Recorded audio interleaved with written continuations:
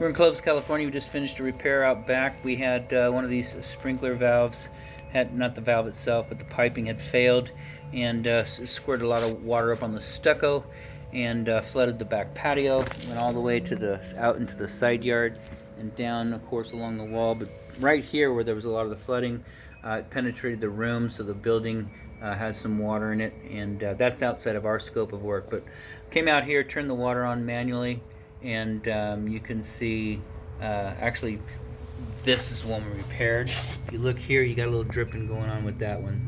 We're not sprinkler repair guys. You know, obviously we can do sprinkler repairs, but you're best served with a sprinkler repair guy on this. It looks like that one might be dripping a little bit too.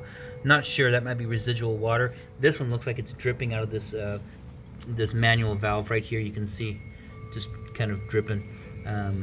And anyway, so that's not the point of the video. The point of the video is this.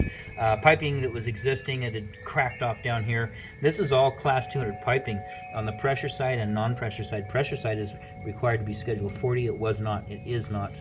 And so anyways, there's all your fittings right there. What had happened is this had simply cracked off. We cut them both. Cut one there, but you can see this guy there, it had split off. Looks like almost like the pipe. It had cracked right there. You can see, it's not getting a good picture.